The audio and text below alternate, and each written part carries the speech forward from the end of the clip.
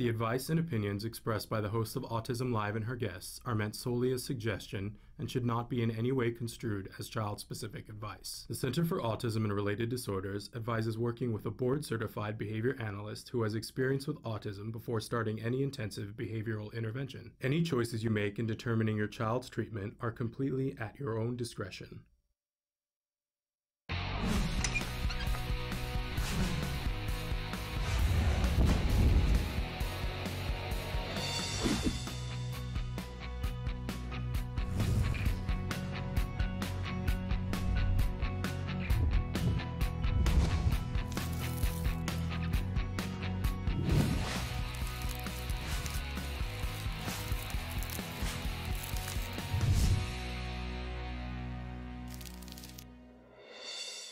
Good morning and welcome to Autism Live. I'm Shannon Penrod and we're coming to you live from the Warner Center in Woodland Hills, California.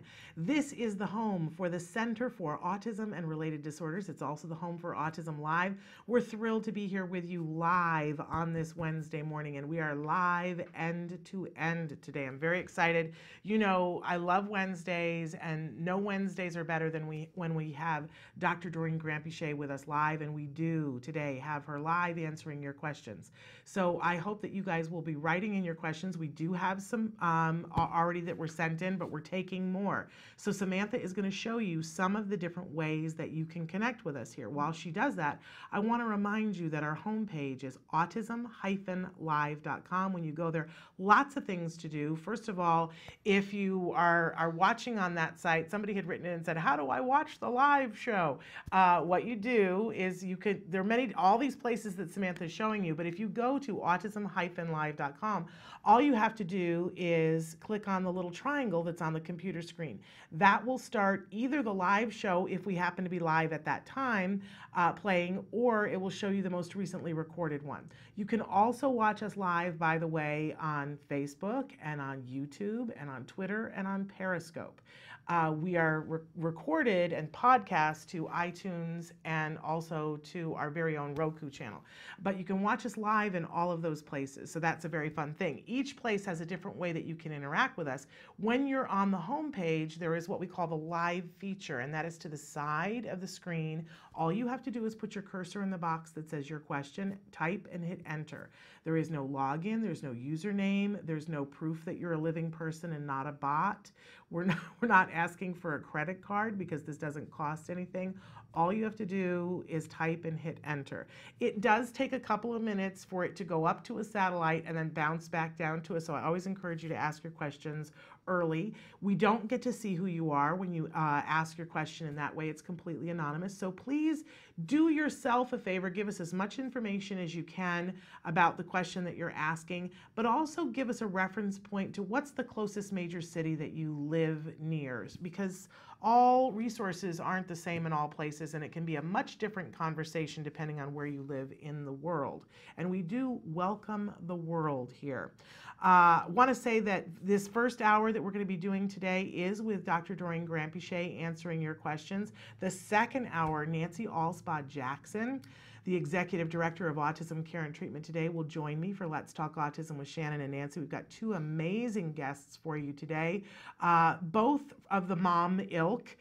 One who has curated a book of essays written by moms who have children on the autism spectrum. Fascinating. And then another mom who saw a need and decided to create a really one-of-a-kind social skills group for young adults and teens. Really powerful, the power of one, what one mom can do when she sees a need. It's a really fun thing. And of course, we'll have in the news for you, lots of fascinating news for you. But first, I'm so excited because, my friends, it is time for Ask Dr. Doreen. Dr. Doreen Granpeesheh is the Dr. Doreen is an expert in autism. Doreen Granpeesheh. Dr. Granpeesheh. Dr. Doreen Granpeesheh. Dr. Doreen Granpeesheh is a visionary in the field of autism. Now you can ask her questions on Ask Dr. Doreen. Good morning and welcome to Ask Dr. Doreen. We're here with Dr. Doreen Grant-Bichet. Good morning. Good morning. We haven't had the pleasure of your company for a couple of weeks, Yeah, but I it's know like you've been 3 super weeks or busy. so. Just traveling. If I'm here, I'll always do the show, but I've been out of town a lot. So. Yes, but it's always a thrill to have you Thank here. you very much. It's so good to be back. For people who don't know you, you are truly, I believe, the preeminent expert in the field of autism in our time, but there is no other time for autism as far as I'm concerned. This Thank is you the very time. much. And you know, actually, Shannon, on that note, I appreciate your kind words, but I wanted to say that I don't know if we've acknowledged on this show that a very, very dear friend of mine passed away from a heart attack. We have not acknowledged it, so thank you for bringing it up. Yeah, please talk to us incredibly a little bit about sad. Tristan. So Tristan Smith, Tris was my colleague in graduate school. We went to school together, and we were at grad school at UCLA for I think 7 or 8 years, maybe even longer together. So along the entire path, we were together, and he did, you know, his strength was research and my strength was clinical, and so we, of course, did a lot of work together. We published together, we took courses together, we did all the meetings, we ran the entire UCLA Autism Project together, and it was just the two of us.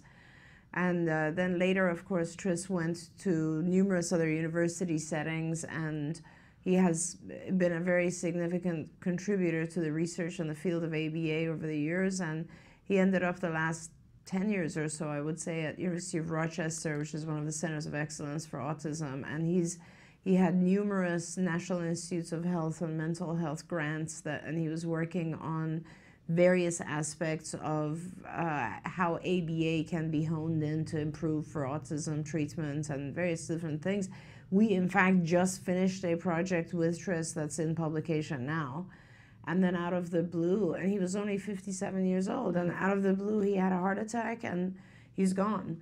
And it was just a couple of weeks ago, I think, and we were very, very sad about it. It was a very devastating, it was a huge, I mean, he was my friend, of course, but he was more so, it was a huge loss to the field. Yes. A huge loss to the field. So. Absolutely. Thank you for bringing that up. We had not talked about it here on the show. For those of you who watch regularly, there are times when parents will write in, and sometimes you have a question that you need evidence to back you up when you're going to the school to fight for why you want ABA, or you know, we've had arguments between spouses before where spouses have said I don't want my child to have ABA, and the other spouse had to go to court and be able to say, here's why I want ABA. So there are 6 essential studies that I have that I send to parents usually whenever you're having a battle, and 2 of the 6 have, I believe it might even be 3, bear his name on them. This is somebody who's been at the cornerstone of a lot of what we all benefit from. 100%. Because that research has made a platform from which we can go in and fight and win with our insurance, with the school district, when a funding source is saying no. Absolutely. And to think about how many more years he had in his life and what he might have accomplished in this field, it's devastating to think about. It's very, very surreal for me. I was pretty shocked. It was the last time I had that kind of an experience, or like a sudden feeling of loss, was when another really good friend of ours, Ted Carr, passed away, who was also an incredible researcher, and he was the sort of one of the founders of the whole field of positive behavior interventions. And Ted was killed in a car accident, and that was also very devastating. And it's horrible when these things happen, you know. And so anyway, I just thought about it because you were saying about like our history, and really people who've been in this field for that long, there really aren't that many of us left now. Absolutely. It's horrifying to think of. But we have you, and we're going to put a protective barrier around you, and thank goodness you're incredibly healthy. Thank you. And you really have done a huge service to the autism community. And I always like to remind families, in case they don't know this about you, you're founder of CARD, but also the founder for Autism Care and Treatment Today, a charity that has given away multiple, I think now, millions of dollars to families for grants for treatment and for things that they need, whether that's a helmet or a trampoline or medicine or whatever. There's no other organization that I'm aware of in the world that does that. But you also look at things, you look at our children, you look at the whole child. You're one of the first people to really do that, especially in the field of ABA. And you look at the whole family and really treat the whole family, and that's what you do at the Center for Autism and Related Disorders. I'm incredibly grateful to you. Thank you and I so know much, that so many people around the world and so many of our viewers are grateful to you. So that's who's answering your questions today, just to give you a reference point.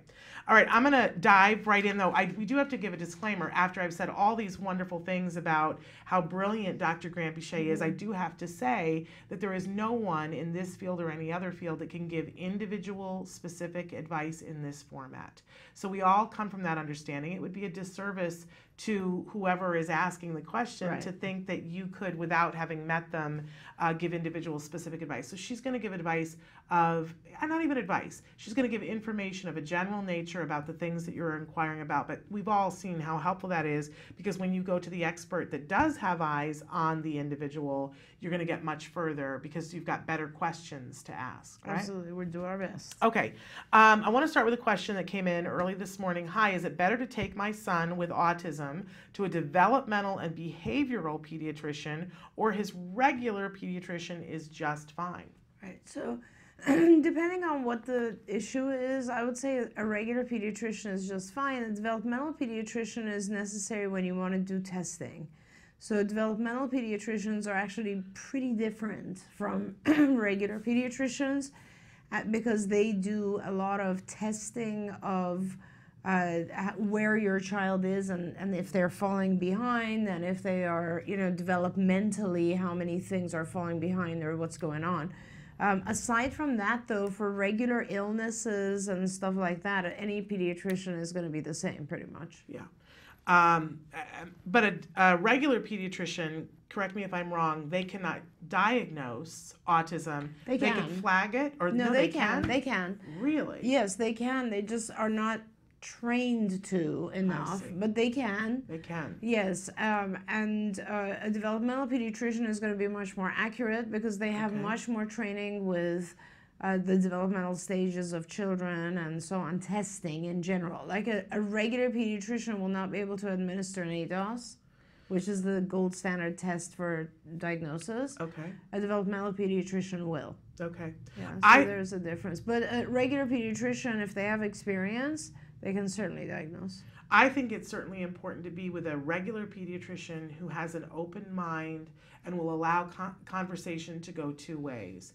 I have stayed with the same pediatrician for Jem way longer. We didn't move for way longer than we should have because I wanted to be with this pediatrician because he will ask me questions. And he listens to what I say and I listen to what he says, and he will tell me, I don't have enough information about that. I'm going to go to a colleague who will tell me. That's wonderful. And that has made all the difference. That's fantastic. I wish that upon every person, and I know how rare that is. That's I know a very lot of rare. parents that don't have that. Yeah. But I encourage you to find it. That's really good. I gave up on pediatricians. So I have 3 kids, as you know, and they're aged out now.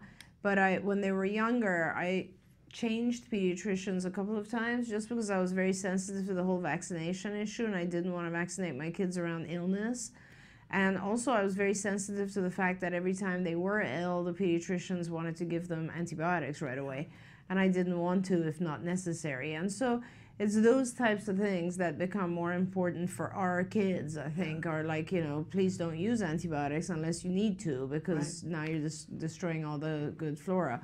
But, and pediatricians, unfortunately, this is a big difference. I think developmental pediatricians do use different billing codes, so they actually spend more time with your child than a regular pediatrician who really has about 12 minutes to spend time with you, which is pretty crazy.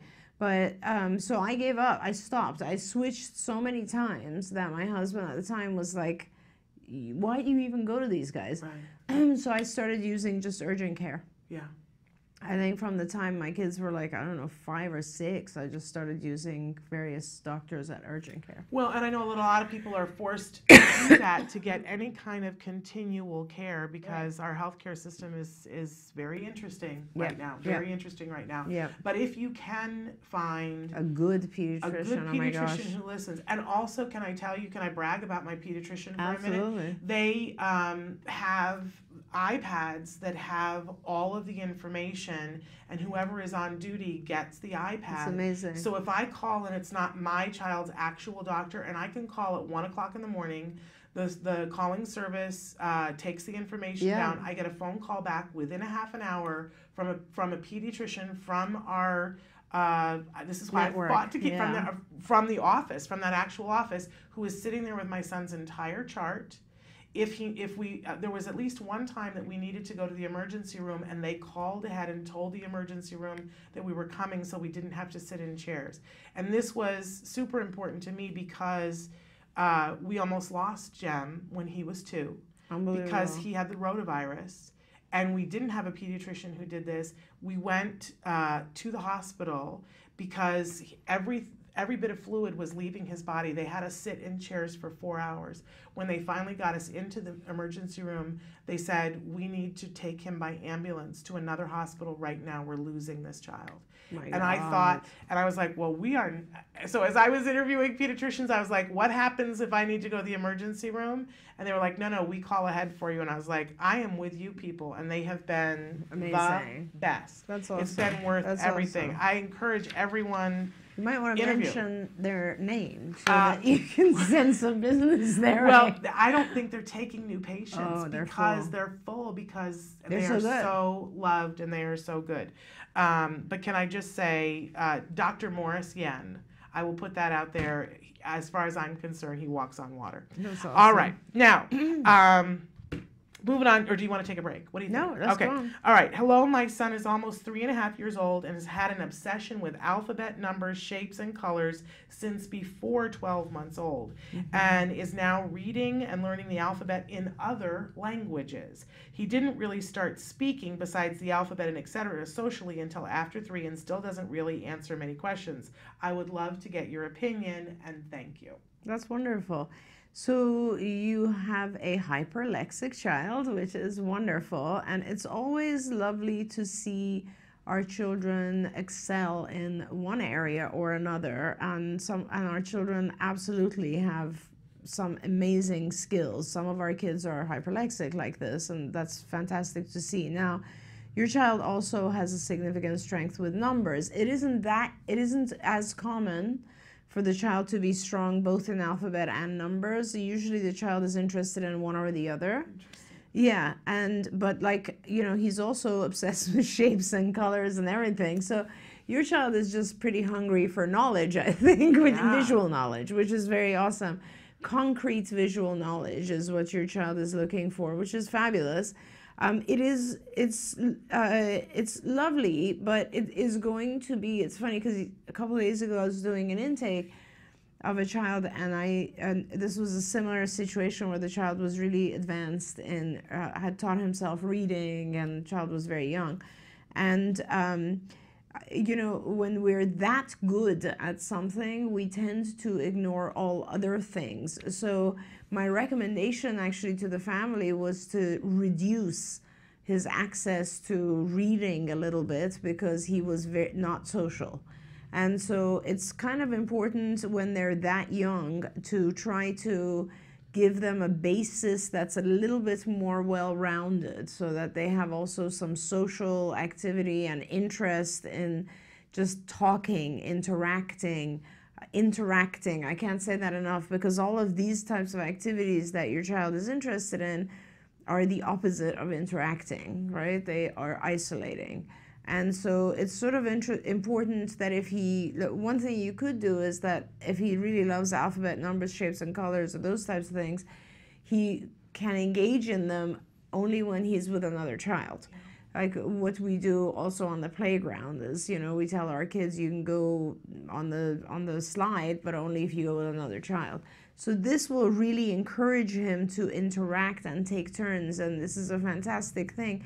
Anytime our kids are good at something and interested in something, you have to use that and just kind of make it contingent on socializing. So if you have another child and the two of you can play an alphabet game or a number game or do colors together or shapes or whatever, that is fantastic.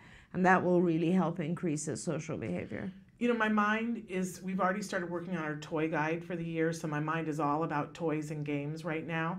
But immediately I thought about, there's a game called Hullabaloo that is out from Cranium. Yeah. And there is a video version of Hullabaloo. Yeah. And it comes with different colored shape squares that you throw around your living room, and you put this DVD in, and you can play it with your child, and you can have up to, like, I think 5 children play.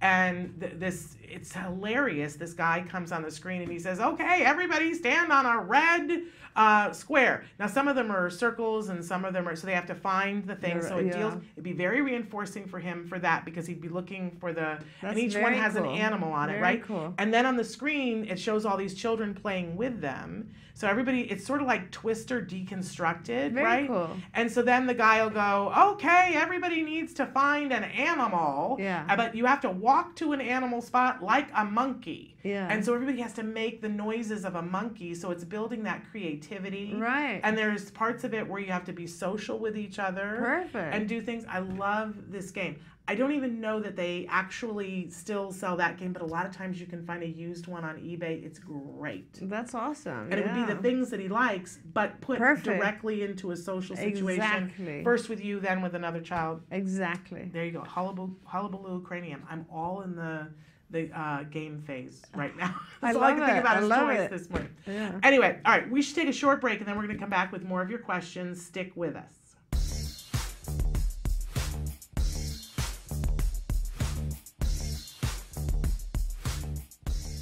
Parent-to-parent token economies are a great way to get to good behavior with your child. So first of all, let's talk about what is a token economy. It's just a visual representation of reinforcement or a reward that's going to come later on for behavior that you've done now. So I've got a couple examples here of token economies that I want to show you. But one of the most important things to remember with a token economy is that it's essential that whatever the child is working for be meaningful to them. So here, this is a 2-part token economy. I've got a list of things for the child to pick from, to pick what they want to work for. So the child would pick off the one they want, put it on their other token economy, and you can see it says, I'm working for a play date. What a great thing to work for.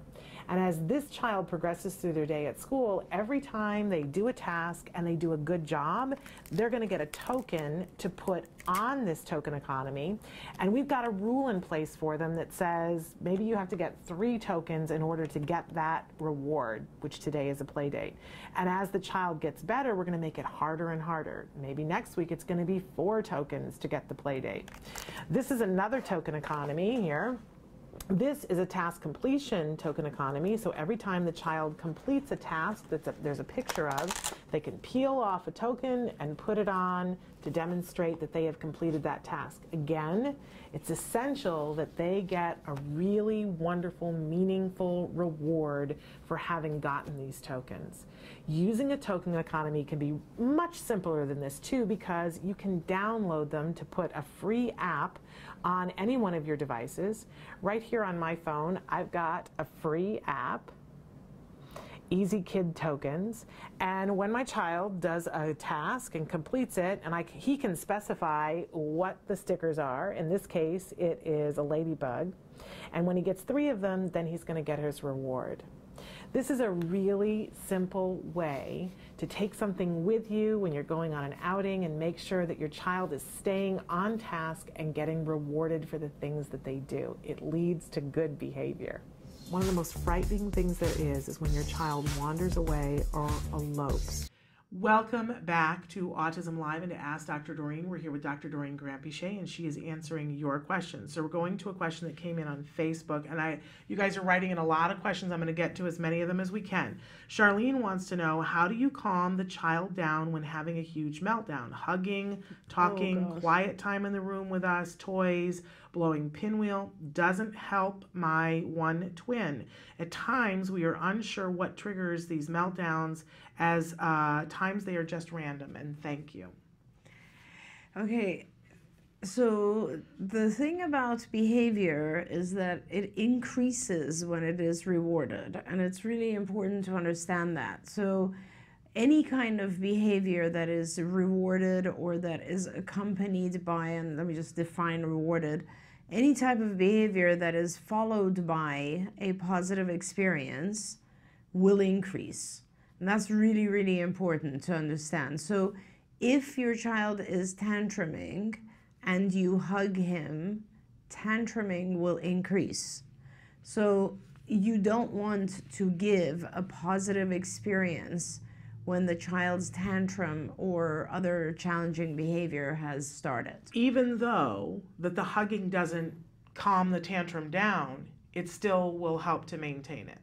It will not only maintain it, it will increase it. There we go. So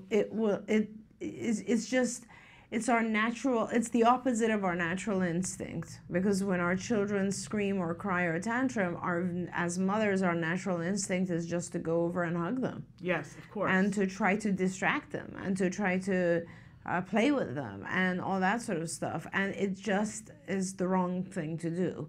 So you can do all that if you can predict the behavior from coming. So you can try to distract if the tantrum has not quite started yet. It's at the very, very beginning. Let's say the child starts to get fussy and you recognize, oh, a tantrum is about to come. Then you can do distracting activities if they're really distracting. But the minute a tantrum starts, you need to ignore it. I mean, I hate to tell you that. It's a weird thing. It's the opposite of our instinct, as I said, but you need not to give attention to it. Now, the question of what is causing the tantrum becomes very, very important in this case, and I understand that it's hard for you to figure it out. That's one of the things that behavior analysts do. It's called a functional assessment or a functional behavior assessment, is where we figure out what the function is. And the function of a behavior is the most important thing. Let's say a child could tantrum because they want access to something.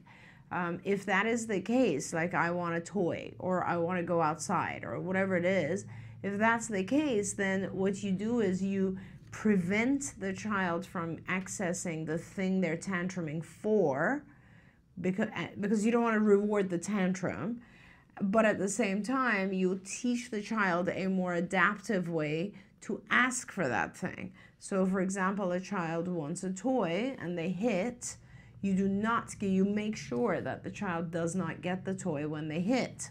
Instead, you teach the child to say toy or can I have the toy, and then you give them the toy. Same thing with like leaving a room or going outside or whatever it is. Whatever the reason that the child is tantruming, you just want to make sure that it's not an effective tantrum. It doesn't get what the child wants. Instead, you then teach the child to communicate or even touch an icon or do something that's appropriate rather than tantrum.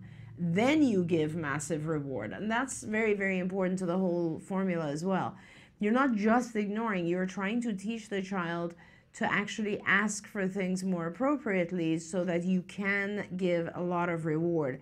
Anytime you take reward away from a particular situation, you have to give it back in a different situation. And so if you stop rewarding the tantrum by not, giving him hugs and tickles and so on, you need to increase the hugs and tickles and so on for when he does ask appropriately or just when he's calm.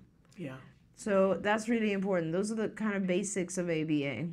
It's so hard when you're in the parent's skin to see. I always tell the story of that Jem used to hit his head on the kitchen floor. It was the first main thing that I was worried about when we started with Carden, I was like, this is what I want you to help us with.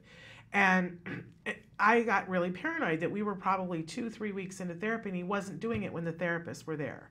And that made me really paranoid. I was like, why is that, right? And then one day the therapist was finishing up their paperwork, about to leave, and I put a demand on Jem. He fell to the kitchen floor and started whacking his head on the kitchen floor. And my reaction as a mother was, I freaked completely out. And what I was doing was I would pick him up and I would rub his head because he would start to cry. It hurt. And I would rub his head and I would take him over to our big, comfortable rocking chair and I would rock him and sing him and rub his head and give him a little sippy with lemonade and sometimes a cookie. Yeah. Right. And to me, that's what you do as a mom. Your kid hits his head. That's what you do. And you couldn't have convinced me that I was causing the head hitting on the floor. You couldn't have. Right. Because I could not see that at the time. But and CARD didn't say to me, "Did you realize that you're causing this?" They just said, "We'll be ready the next time this happens." And the therapist that was there that went the first time that it happened, I said, "Oh, I'll bet you're out the door." And he said, "No, I'm going to stay and talk you through this." And I said, "No, I'm going to leave the room and you're going to fix it," right? Because that's what I wanted. He said, "No, it doesn't work that way. You need to understand how to do this. So I'm just going to be the voice in your ear." First thing he did was secured the area so that Jem couldn't hurt his head anymore. You guys had me put a baby gate in so we could close the kitchen off. Right. So got him out of the kitchen, closed the baby gate. Now he doesn't have access. Every other room in the house had carpeting. So he couldn't get in, and he stood there and he rattled the gate, and he said, and I said, "What do I do?" And he said, "Come on over here, we're going to dust the television." Yeah. And I went, "Dust the television? What is wrong Who with was you?" it? It was Ryan Bergstrom. Yeah. And and he looked like he was 12. He was probably 21, but he looked like he was 12. And I was like, "Dust the television? My child is freaking out." And he's like, "It's okay. We're going to dust the television." And of course, Jem followed us to the television and started pulling on my pants. And he's screaming and yelling. And I'm like, "What do I do?" And he's like, "Now go over and water the plants." Water the plants? What are you, nuts? And I, this did not feel right for me. And I started to like laugh hysterically. And I was like, and then I started to cry. I was like a Chekhov play all in one little thing. Oh, and at one point I said, "I don't think I can do this. I think I'm going to wet my pants." Right? And he said, "You're doing great." And he said, "You're getting tired." And he's getting tired. Listen to him. He's starting to wind down. You've gone 22 minutes in this tantrum.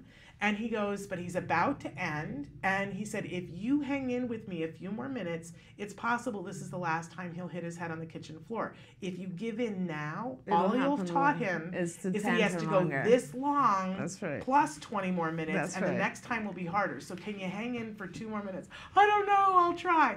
Within 2 minutes, my son stopped crying and said, "Mama," and that's the first time I had heard "Mama" in a long, long time. And Ryan was there and he said, "Turn now, hug him, give him all the things you wanted to do before, but give it now."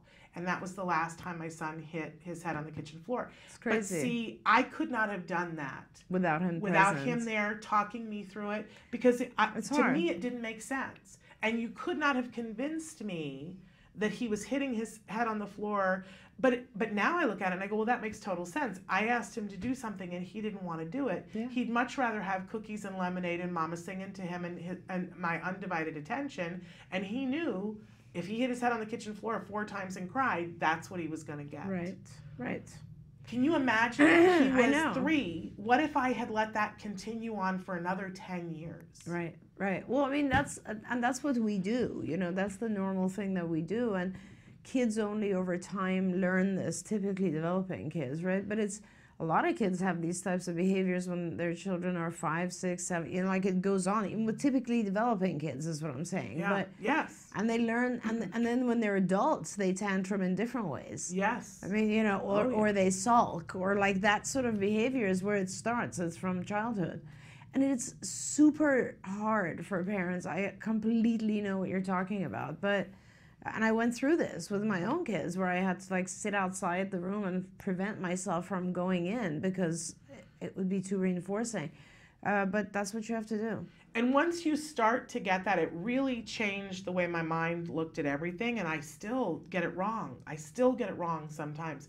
But it did change the way I started looking at things about going, okay, what is it that he wants when he's acting out? I have to be careful not to give him that. But that piece that you just said, I think a lot of people leave out, that you have to take that reinforcer and put it someplace else as a reward for something you do want to see. Right. And I think a lot of people forget that and think they just have to be a drill sergeant. No. It's not that. In fact, if you are just a drill sergeant, the whole thing will fail. Because because all of us need a baseline level of reinforcers in our world. And it's just a matter of learning how to get them with appropriate behavior.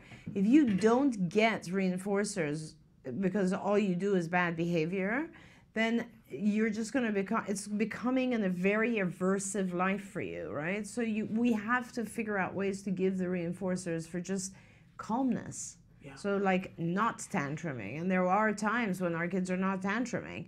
And then for positive types of behaviors in addition to the calmness. But it is, I know it's hard, but that's what you have to do.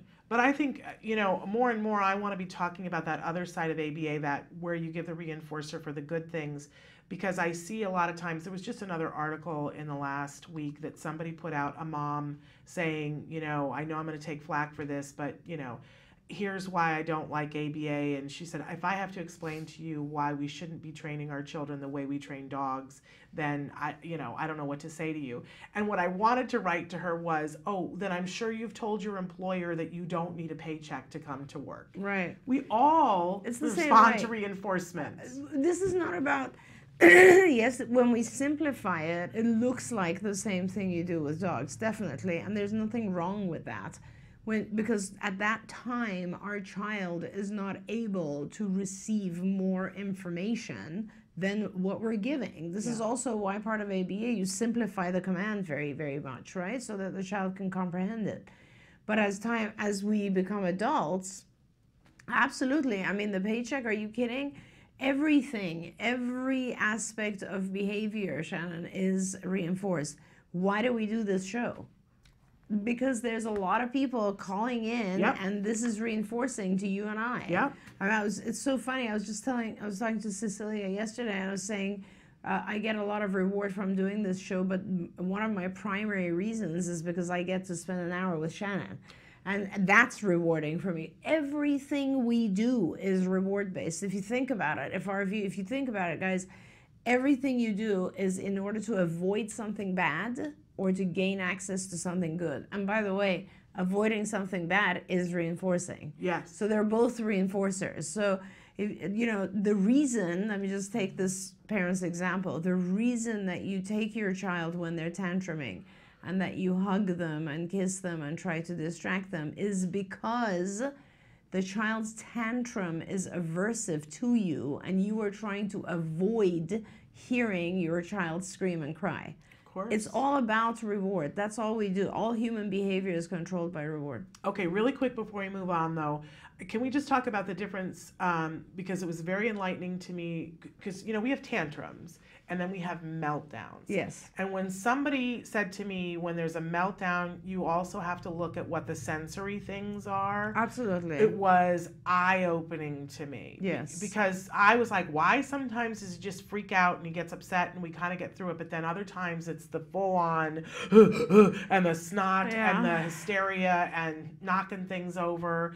And when we started being detectives looking for what was sensory on board with that, it was amazing to me. So I look at sensory as just part of the functions. So when you look at, there is one function called automatic, which to me is really all about sensory and pain. And what it means is that something, and it is always something, is causing it. Again, the function means what is causing it. And the cause can be definitely a sensory issue. It's just like us. It's like us. If you think about it, if you have a headache, you're much more likely to have a tantrum or a meltdown. Yeah. It's exact human behavior. So, the sensory aspect of things is very important to our kids. Is there a sensory stimulus that's disturbing the child, putting him on edge? I always say that if you have children on days when they're going through more, whether it's loud environments, a visit to the doctor's office, I don't know, something, they have to behave very well, whatever it is, on those days, reinforce more and reduce your demands. Yeah, there you go. All right, I want to move on to this question because I think it's super important. Sam has written in, and I guess it's a many parts, so I'm going to have to find the other parts, but she says, what is the best therapy for autism? My daughter is 20 months old, has all the symptoms of autism, but I don't know how to help her right now. Still waiting for the specialist to call back. I'm afraid it's getting too late. What's that early intervention now that I can do to help her? And she says, please help. Okay, so you need to start, the early intervention is ABA, it's applied behavior analysis, and I don't know where you are, but if you are somewhere in the LA area or you can get to the LA area, I will do the diagnosis for you.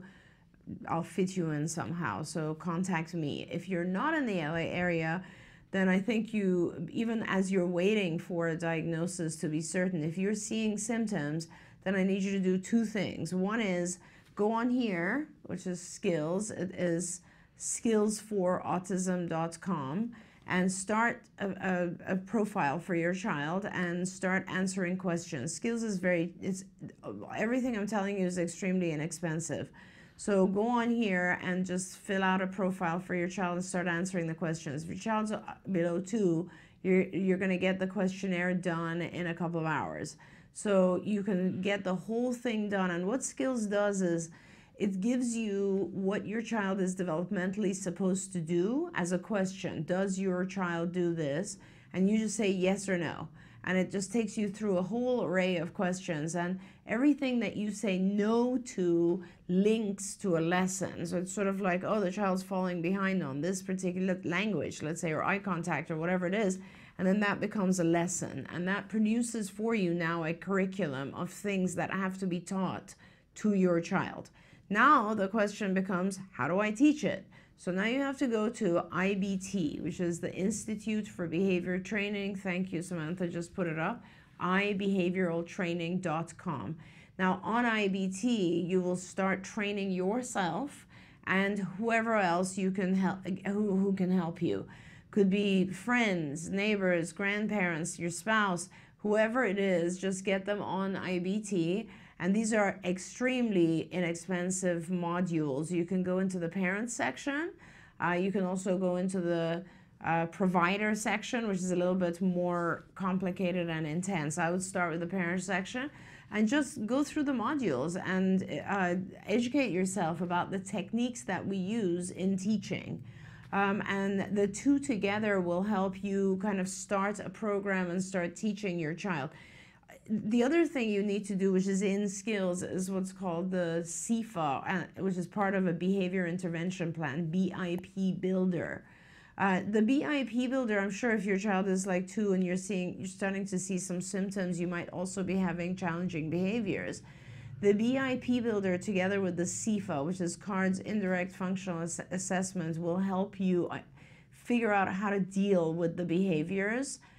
What you need to do with the challenging behaviors. But IBT, the training that you get on IBT, will teach you all the basics of behavior analysis, so you'll really know how to deal with any challenging behavior. That's kind of where you need to go. And it's going to feel overwhelming. So if you just went, oh, I feel overwhelmed, I just want to hug you and say everybody has felt that way too, and you're going to be okay, and your child is going to be okay. And there is a sense of urgency, right? You're at 20 months. You are not too late. You're in the window. But there's that old saying that they say, when would now be a good time? Yeah. Whatever it is, now is the best time to start. Every day that you wait is a day that your child gets further behind. And that's what we want to stop, the getting further behind, and start to get caught up. Definitely. 20 months is actually... compared to the average, it's way early, yes. But that doesn't mean that you can sit back and go, oh, we're early, we don't have to do anything. When would now be a good time? Now, today. And I'll tell you that at 20 months, you're going to pretty much be dealing with the following types of things. I don't know where your child's language skills are, but you'll have some language lessons. You will have some executive functioning lessons. You'll probably have a whole bunch of play lessons. If your child's motor is delayed, you might have a couple of those. I don't know. There's a lot of issues. I found the other part with being able to chew and swallow solid food. So, so I'm not. That sort of stuff is in. There is some instruction on that in the motor curriculum of Skills, so you can see that. But also, if you want, there are very specific, I think the best way, depending on where you are, the sooner you get the diagnosis, you will then get access to a BCBA, a board certified behavior analyst, and health coverage, health insurance coverage. And you need that now. You need that as soon as possible.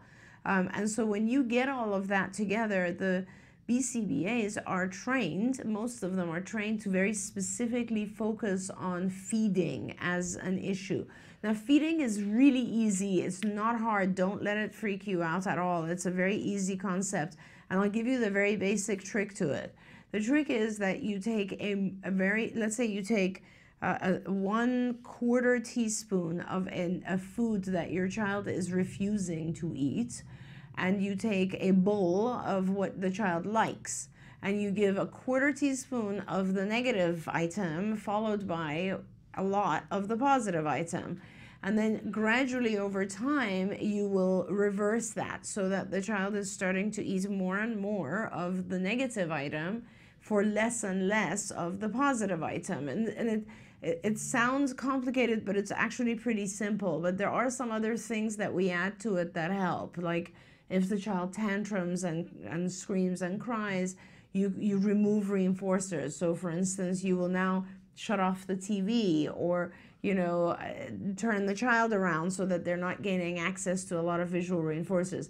These are things that BCBAs are trained to do, and feeding is not something I would recommend a parent try on their own. I really do think that it's probably important to get a BCBA involved to help you with feeding. Absolutely. And there's also the mechanism of chewing, which you'll get some of those lessons in skills, but you're going to want to make sure that everything is okay, that they are able to chew, Absolutely. that there isn't something medically holding them up. But starting that process of getting the diagnosis so you can get access to ABA is critical. So let us know where you are. I'm licensed in a whole bunch of states, and we do diagnosis in other locations as well. So just kind of let us know where you are. Maybe we can help you. Fabulous. I'm not giving you a break, and that's terrible. It's all right. We have a couple boot me. Okay, so this is a fascinating question, though. Wingman has written in on YouTube and says, hey, I was diagnosed with autism in April of this year. I take care of kids that have autism and other emotional and behavioral problems. Should I inform my employer that I have autism? That's amazing. That is an awesome question. I don't, unless you need accommodation, I don't know that you need to be honest, because I think that despite the fact that we all hope to be open-minded about it, I think that a lot of employers might change the way they look at you if they know. So I don't know that you need to, unless there are certain things about the job that you need accommodations for. If you need accommodations for it, then yes, you need to tell your employer. There you go. And you have a right to those accommodations. Absolutely.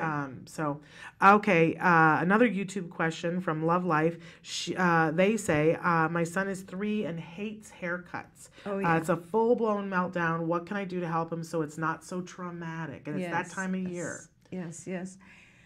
I know haircuts are a big one, and it has to do with the sensory, I think, with a lot of the kids, it has to do with the sensory feeling of getting a haircut. Sometimes first of all, if possible, you will want to reduce some of the things that most kids fear.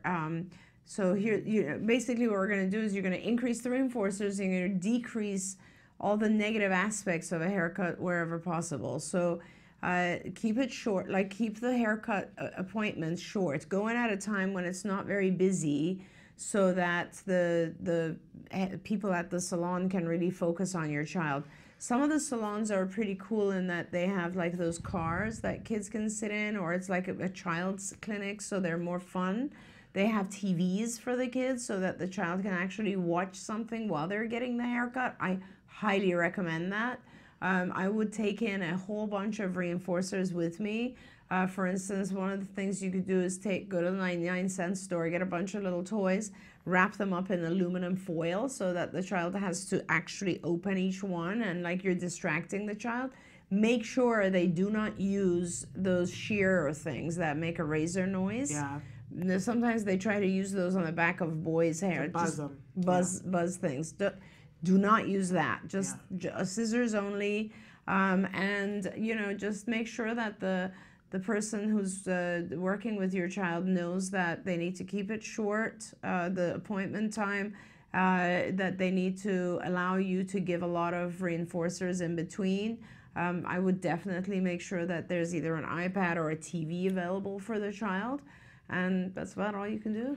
See, I'm in Toyland still again. You know, they have those toys that Exactly. it's a ball that's covered in paper or ribbon. Exactly. And you have to pull the ribbon and then it unveils something and you pull more and it unveils something else. And That's then you get to awesome. the middle and it's got a toy or a doll in the middle. Those keep kids occupied through all kinds of things. But there's more and more barbers now that will advertise and say that they have somebody in their shop that's particularly good. We have the Jim the Barber from Scotland that we've had on the show a couple of different times, that he's started a whole corps of barbers that he trains. He'll get down on the floor with them. If the child is playing with a toy and gets down off the chair, he does whatever he has to amazing. do. Yeah. And that's been in the news so much that there are more and more places that will do it. I would say call around. Yeah. And this is one of the reasons why I always say have like a global support group and a local support group, because if you ask your local support group who's really good with cutting hair, there's some mom who already knows who by you. They're like, oh, you got to take him, Bill. Bill has the magic sauce and can do this. It's so true. It's an amazing thing. Okay, Ariana wants to know, do you have any tips for someone with Asperger's going back to school? Yeah, I mean, again, Ariana, it's the same thing. It's always the same thing. It's, you know, identify the stressors. I guess we refer to them in regular life as stressors. Identify the demands, identify the things that are difficult, and then try to increase rewards when you are exposed to those difficult things. It's, if you really think about it, that's what we do in life, right? So it's like, every aspect of it. And you say school, so I'm not really sure if it's, you know, middle school, high school, college. They all have different things going. Let's say when we're in college, you will choose your classes according to your own stress level. So some people will never choose a class that's 8 a.m. Others will make sure that like their classes are balanced on, so they don't have all their classes on one day, that sort of thing in college. Or you might have social issues or social anxieties, so you try to like, you should try to reinforce yourself on days when those types of events are occurring. If it's high school, you're dealing with things like, or middle school even, you're dealing with things that you haven't been exposed to, which are things like, oh, I have a class today, but my homework is going to be due next week on Thursday. So then it becomes all these planning things, which you didn't have to deal with in elementary school. So planning becomes a big stressor. And the two things that you do is you practice the task ahead of time. So you break it down and you practice it so it's a little bit easier for you, and you just, you know, you have more practice. And you rehearse it essentially, and then you make sure that on those particular days you are heavily reinforced. So, you know, I remember whenever I had a very this is a great example. When I was in college, every time I had a really difficult exam and I would leave the test thinking I did good, I would immediately go to like my favorite frozen yogurt place and reinforce myself. That's really all you can do. It's about trying to find out as much as possible so that you can prep the child or the adult. You can give them rehearsal. You can break down the task. You can teach them tools to getting through the tasks. And then it's a matter of just making sure that they have heavier reinforcers on those days. Okay, Jill on Facebook has written in and says, what if you are now in crisis and have received a late diagnosis at 7? Because we were talking about the 20-month-old and how now is a good time. So they're in crisis now and gotten a late diagnosis at 7, which we're seeing so much more of. Absolutely. And that's okay too, Jill. I mean, you have to realize that even with us, and we're like the oldest provider, the biggest provider, and I've been doing this probably longer than most people. Like I've been treating kids for 40 years, right? And we have always been around for very young, and we've always pushed early intervention, right? Even for us, our average age right now at CARD is closer to 4, right, which is entry age, 4 or 5 even. So it's, and the national average I think is 6. There you go. So don't worry if you are 7. ABA, behavioral interventions, work significantly, and if you are 7 years old, these techniques are going to be fantastic for you. So you need to get your child into a good ABA program, and that's all it is. And I understand that you're in crisis, and when you are in crisis, if you have health insurance, they will offer you providers, and they will tell the provider that this child is in crisis, and the provider is obligated to start your child faster. So we have these things with payers, with insurance companies, where if it's a typical case, we have 30 days to have contact with you. If it's an emergency case, we might have 7 days or even 24 hours. So depending on what the crisis is, if you have health insurance, they have to help you right away. But you've got to say it. You've got to say, we're in crisis and I need help. For Jill, and I can't speak to every single provider that's out there. I can tell you, you can go to centerforautism.com, go to the locations tab, see if there is a card office that's close to you. If there is, then she would go back to the centerforautism.com, click the enroll here. But I'm not sure on there where she says crisis. Should she call the office that's closest? Well, I mean, the first thing that happens is you'll be talking to someone in admissions pretty fast. So as soon as you talk to someone there, ask them if there's a wait in that office. If that office can't staff you very, very fast, they will refer you to another provider. Okay. Like, we have to, there are lots and lots of providers depending on where you are. Okay. So important, take a look at that, or you can write back into us and tell us where in the world you are so we can help to figure that out with you. Okay, big question. There's not enough time. We're almost out of time, but Natasha wants to know what causes autism. Yeah. And I'm sorry, that laugh was inappropriate. It's just that's what we all want to know, yeah, right? Absolutely. And I think if you want, I'll take 2 minutes to kind of touch on Go that. for it. So, the way that autism is diagnosed has completely nothing to do with what causes it. The way that we diagnose autism is based on a bunch of symptoms. If these symptoms exist, then we have autism. And the symptoms are generally in the area of social behavior deficits, language deficits, and then the presence of what we call stereotypic repetitive behaviors. And if there's enough symptoms within those, then you end up having a diagnosis. But essentially, what causes it, the belief is, a lot of people still say we don't know. But the general science is pointing to toxicity interacting with genetic predisposition. So what that means is that there seems to be a genetic predisposition. That means a series of genes have to be in place in order for the environment to produce these symptoms. And those genes, we've only identified, I think, 6 or 7 of what we think will be 30 genes. So we don't know enough about the genetic changes that occur in our children, but we know that there's a genetic component. There are many, many families now who have 2 children or 3 or more on the spectrum. Now, what causes it is some sort of environmental insult, some sort of thing in the environment that interacts with whatever the genetic factors are.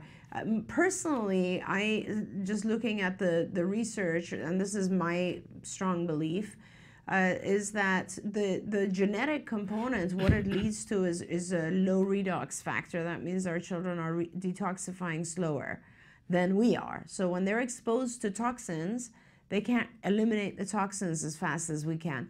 And the toxins, in my opinion, are everything. There's so many toxins in our environment that I can't even begin. Like everything from pesticides to the use of plastics to everything. We have a lot of toxins in our environment. We're just able to detoxify fast enough, and I don't think our children are. So that's sort of in a nutshell. But in general, if you look at the science right now, there's just so much literature in so many different areas that the answer, unfortunately, is still we don't know. And there we have it. Lovely to have your 2 minutes on that. That was amazing. Thank you very much. Thank you so much for being here. We're unfortunately out of time, but we thank you so It's a pleasure, always. much. Thank you. It's been such a delight to have you here. We're going to take a break, and when we come back, it's time for Let's Talk Autism with Shannon and Nancy. Nancy Alsbaugh-Jackson is joining me. 2 amazing guests, both of them that are going to be talking about mom experience in an entirely different way. And of course, we have In the News coming up for you as well. So stick with us. You say howdy, we say hi. Let's get rowdy, let's get wild. Let's get wild. Let's get let's get wild. Let's get wild. Let's get wild. Hey, welcome back to Autism Live. We heard you. Everybody wants macaroni and cheese. Yeah, but we're gonna make it allergy free. But here's what's the crazy part of this macaroni and cheese. It's actually healthy. And it tastes good. Yeah, it tastes really good. That's the most important part. So we're gonna start, we got our water boiling. There's so many variations on the pasta. We're using today a corn pasta. We can verify with the manufacturer that we have a GMO-free product. So let's go ahead and put that in there. Ooh, and if you don't mind, stir that up for me, my friend. Now it's sticking a little bit to the bottom, Yeah. Is that okay? We maybe add a little more high heat oil and spread that around again. One thing you gotta know about gluten-free pasta, if you overcook this, it becomes mush. Let's move this guy over to the other burner so you can see what I'm doing. And now we're gonna start with the old macaroni and cheese sauce. What's great is there's a lot of choices for, you know, different soups. And the way that I look at soups, and again, please follow the recipe on your screen right now. I don't like to measure very often. But what I like to use is a creamy butternut squash soup. So this soup is great because it adds a lot of flavor to the dish, but also gives people another serving of vegetables. With kids, we don't want to over season. Maybe with the adults, we can season some for the kids first, pull it out, serve them, and then add a little more, you know, garlic powder or onion powder or other types of things into your dish. So the next most important thing on this recipe is we're gonna add in a thickener and the faux cheese. Now some people like their sauce really thick, so you just add in more cornstarch or more arrowroot, so that's not a big deal. How's that doing? You think it's ready? I think it's done. Okay, so why don't we switch? I'll take that, you do that. Okay. And I'm going to strain this bad boy here. Here, let me turn that off. Okay. Or we're going to cause trouble again. Trouble in Lisa's kitchen. Yeah, no! That's another show. Don't, yeah, right? So I'm going to go ahead and get this all strained. It's a good consistency. So I'm going to check to make sure our pasta is cooked. So really you just want to make sure, just like any pasta, it's a little bit squeezy, a little bit. Nice. Dude, good job. Yay. We're good. Looks yummy. So even though the cheese is not totally melted, it's okay, don't panic. What's important is that you're gonna love this recipe once you eat it. What I enjoy most about this recipe is that it smells good, but this stuff is amazing. So if you don't mind, I'm going to serve you some up and you can maybe blow a little bit on it so you don't burn your mouth. Sorry, I'm once a mom, always a mom. Just like we tell our kids. I know, right? God, I can't wait. I'm excited.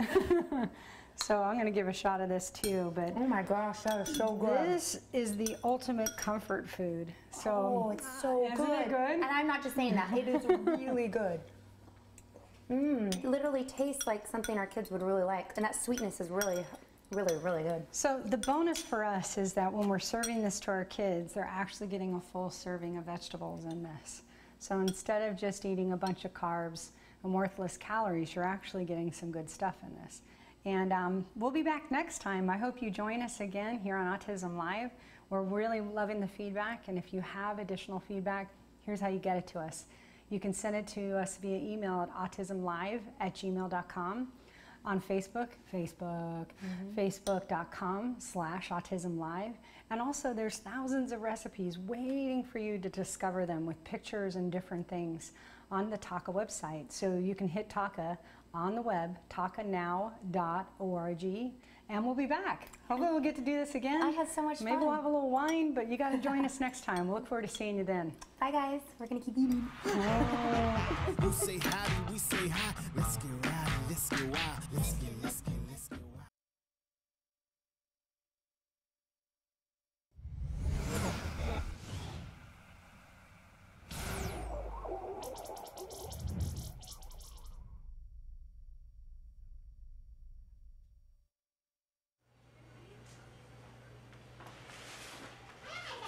Just go like this. Can you see me? Puedes mirarme aquí? Okay. Hi, I'm Rebecca Ishida. Say hi, Ethan. Hi. My son was diagnosed with autism in November 2004. With Ethan, almost immediately, we noticed things that were troublesome, that he just didn't sleep. He would vomit in the crib. There were a lot of sensory issues. Then he'd have like 20 of the trains lined up, and if you came in and took one train out, just meltdown completely. Guttural instinct is to think that there's nothing wrong. Who wants to look at their child and go, there's something wrong with that child? You don't. You always want to see the best in your child. Will my kid be able to go to school? Will he interact with his peers? Will he be able to have a healthy relationship? Will he get married? I really thought that autism was like a death sentence. A lot of hope was given to me through CARD. This was my third agency and the best agency we had. And there was no way in the world I was going to give up CARD because of the gains I saw Ethan was having. Yeah, you did it! And I remember when Doreen saw us for the evaluation, she says, but by the time he's 6, he will be recovered. And that's exactly what happened. I'll fix that.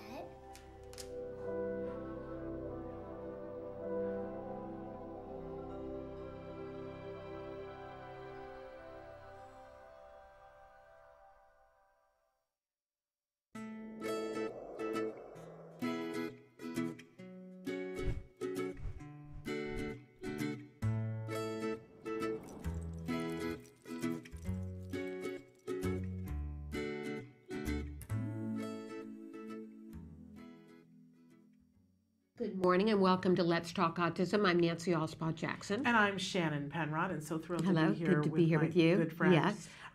Lots of things to cover today, and two amazing guests. We've got Jill Stacy, who's going to be with us, and she's the author-editor of Autism Mothers Speak Out, a bunch of autism moms writing about their experience. An anthology of different moms. A really fun idea. So she's going to be with us, and then we have Catherine Robertson, a mom who has started a social group for her son, inspired by her son. I always love our stories that when we cover the power of one mom who sees a need and says, you know, there's this, which is okay, and there's this, which is okay, but I don't quite have what I need for my son. So I'll start it. I'll create it. And her as a social peers group. So and utilizing other things. She's not reinventing a wheel. She's taking pieces of things that already work and putting them together, synthesizing them. Love it. Right, it's great. So we'll talk about that. But we've got a little bit of news for you. We pared down a little bit because some of the things we had hurt our heads. Yeah, they were too scientific. We weren't ready for that this morning. I mean, here's something to talk about. There's been an ongoing issue with Disneyland. Yes, ever since they did away with the guest assistance pass, which everybody loved so much, and then it was suddenly awesome. It was gone. Used to be that Disneyland was at the forefront of how to treat individuals who were on the autism spectrum. Correct. You would go to one of the parks, you would go to one of the first buildings and depending on which land, but you would go in and you would say, my child has autism. They would give you this thing that said guest assistance pass. There was no word of disability on it, and that allowed you, depending on, and there were stamps that they could put on it that if you needed help getting out of a wheelchair, it gave you a certain pass. If you didn't have a wheelchair, but you didn't have to. They would say to you, what kinds of things do they have issues with, but you didn't have to have proof. It was just what is preventing you from enjoying the happiest place on earth, and they would stamp it. And it made it the happiest place on earth, because we were able to take our children. Wyatt can't wait in lines, and there was no way he could have waited in the lines at Disneyland. The first time we went to Disneyland with Jem, we left after 2 hours after paying hundreds of dollars, and we left, and I remember going to the parking lot saying we'll never ever be able to come back. This is not open to us, because we had waited in line for that storybook ride. We waited over an hour in the sun, and Jem started to lose it, and he started trying to kick the girl in line ahead. And we were trying to corral him, but you're in this tight space where there's not a lot that you really can do. And right as this was happening, and they forced us to get out of the line, they were like, he can't be in the line if you can't control him. I understand that, but right as they were doing that, they shut down the ride too. Oh, and he had the mother of all meltdowns, and we had to leave. And I thought, well, if I can't control him in the line, the truth of the matter was that he stood there peaceably for 40 minutes, which Right. is amazing. Absolutely but he couldn't amazing. do an hour in the Right. sun. So he could have written it. But the guest assistance pass made it so that he could get right on the ride. Yeah, they could get right on the ride, which was And then great. there was controversy. Then they did away with that. And they did away with it for a very good reason, because enterprising people were saying they were actually hiring people with disabilities so they could skip line, which is just shameful. I can't believe people would actually do that. I was like, it's a job. I know that you and everybody else disagreed with me. I was like, that's an employment opportunity. I get it that it's horrible and it's wrong. I do, but I was seeing that, well, that person got paid. I understand they're cheating the system, but there was that part of it. I get it. Everybody disagrees with me on that.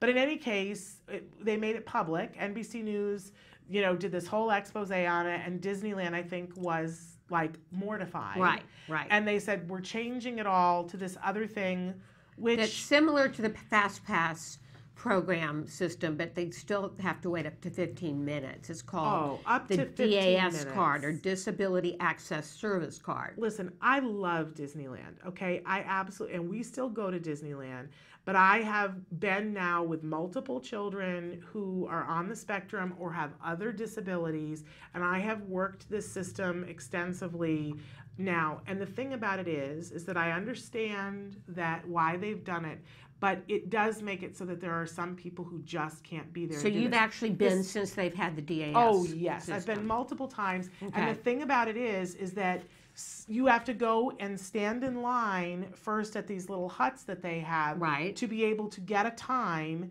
and then, and they scan your passes, and then you can go to that ride at that time. But you still have to stand in line. Right. And it's still, there are all these things, and you have to understand the ins and outs of it. And that's assuming that a child, because you're walking through the park and the child sees the ride and they go, I want to go on that ride. Every other child, you can go and you can get in line and you can go on that ride.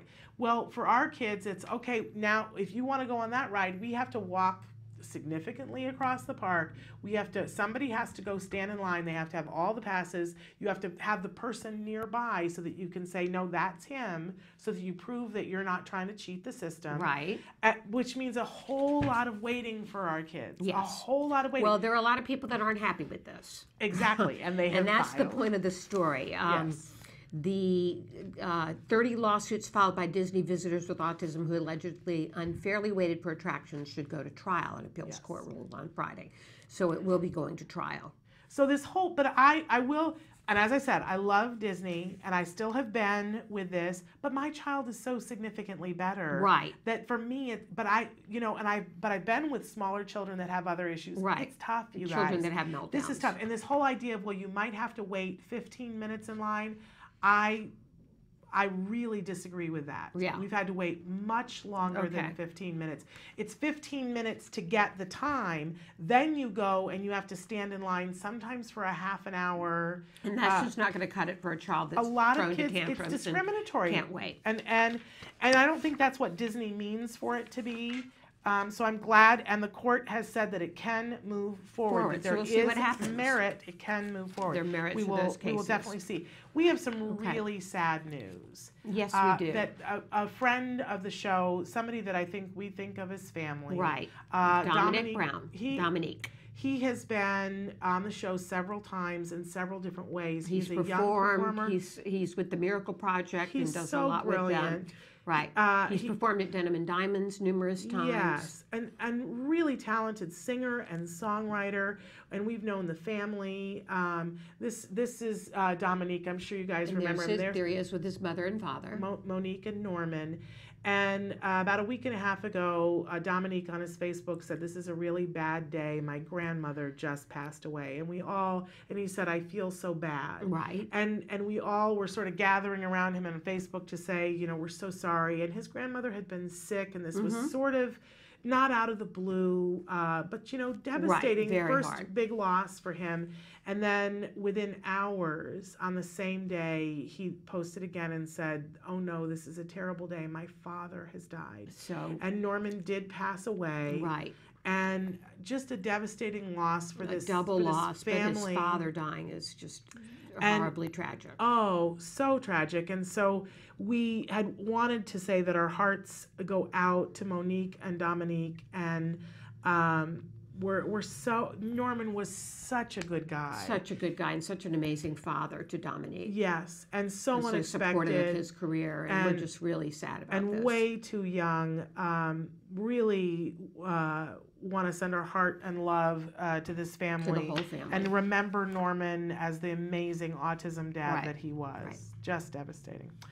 All right, so we're going to take a quick break, and then we're going to come back with Jill Stacy, who's the author-editor of Autism Mothers Speak Out, a wonderful anthology of stories from mothers really around the world talking about their experiences and amazing things they've done to help our community. And she's going to be coming to us from South Africa, Right, which don't is a know very what time cool it thing. is there, because who knows? It could be the middle of the night, it could be...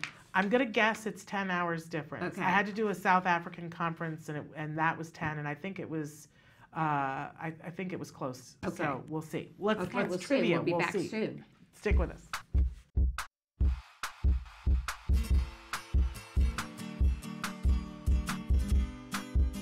Hi guys, for the month of August, I figured we'd do some fun in the sun activity. We're gonna make our very own frozen bowling game. It's super fast and super easy. I was inspired by some lessons I saw in Skills. All right, so let's get to it. The materials you'll be needing are water, water bottles, balloon, and food coloring, which is always optional. First step you're gonna do is make your bowling ball, since it'll have to freeze overnight.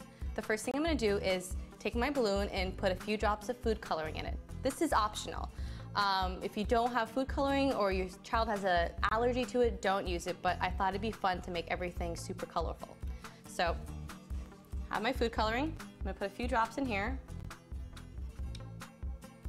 And then, take it to the sink and fill it up with water and tie a knot. Here's my balloon filled with water and the food coloring. I'm gonna take this and place it in the freezer with some towels, just so it holds its shape better. Our next step is to make the bowling pins. I have 10 recycled water bottles that I've refilled with water. Now I'm gonna put some food coloring in them. Straight to the center at full speed. Light will surround you in a blink of an eye. Now that my bowling ball is frozen and my pins have been filled with water, let's go outside and play with these. See all the colors in the sky tonight. It's time to let the sunshine hide. I hope you and your family have fun with the frozen bowling game like I did with my friend Emily. Well, until next time, craft on, guys. Bye. Can you see me flying by your side?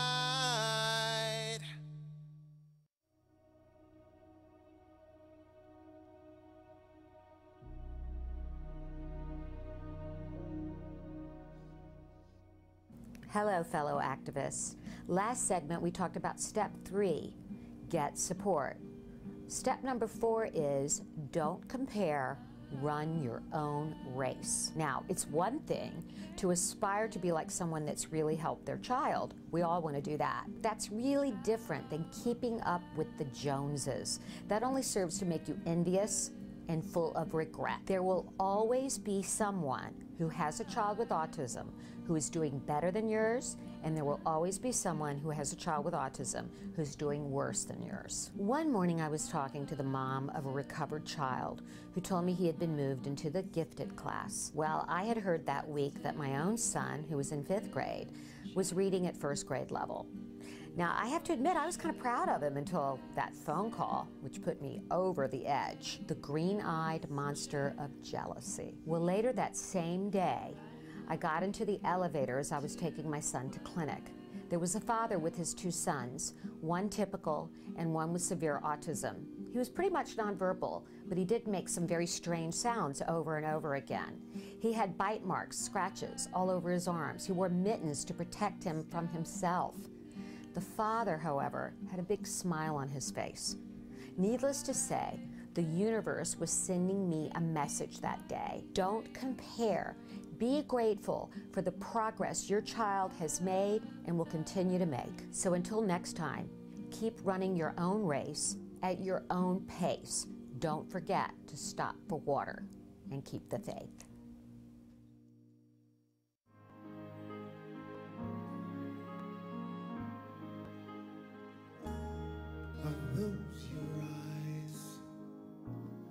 Is that your smile? I've been looking at you forever, yet I never saw you before. Are these your hands? As a celebrity, whatever that means, you want to do what you can to give back. The way I've always looked at it, if I'm available, I'm going to be there. And when you get there and you see what folks are doing and the lives that they're touching, how can you not want to continue to be a part of it? And for the first time, I am looking in your eyes. What can we all do to make a difference? Not only with trying to find a cure, but to help the children and the families that may not have the resources for these kids. When you're looking back at me, now I understand what... None of us are doing enough, but I think that we're doing as much as we possibly can. Because we all live in society, and the more we can all do to help society, the more it helps all of us. And for the first time, I am looking in your eyes. And for the first time, I'm seeing who you are. I can't believe how much I see when you're looking back at me.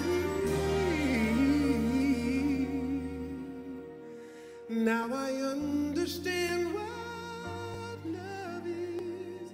Love is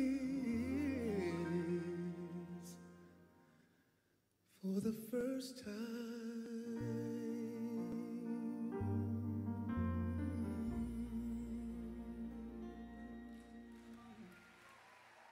And we're back with Let's Talk Autism from that break with wonderful Brian McKnight. Lovely pictures with your child. Yeah, Wyatt was in that. And Carter Thiero, who is Vanna Thiero's handsome young man. And now we are joined by our guest all the way from Johannesburg, South Africa, Jill Stacey. Welcome to the show, Jill. Good day. Thank you. Good day. Thanks for being here all the way from South Africa. And we're here to talk about your wonderful book, Autism Mothers Speak Out. And tell us, Jill, this is an anthology of stories from different autism moms from around the world. Tell us why you put this book together. It was actually Maggie Golding's idea, my co-editor.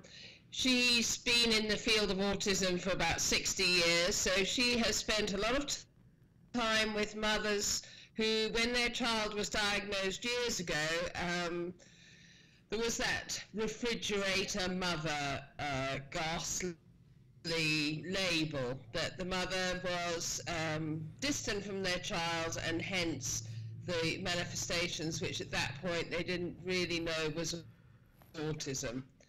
And Maggie, knowing what these mums went through and the rest of us over the last sort of 30, 40 years, she wanted their voice to be heard, and also the achievements they have made over the years, personally and in local service and national service provision.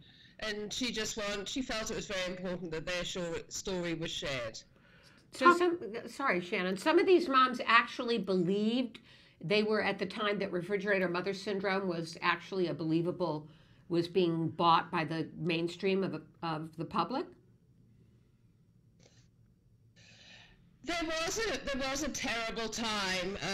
In the book, you'll see there's some quite older children, and the mothers were blamed for the child. It wasn't really accepted as being a physiological condition, but a psychological condition.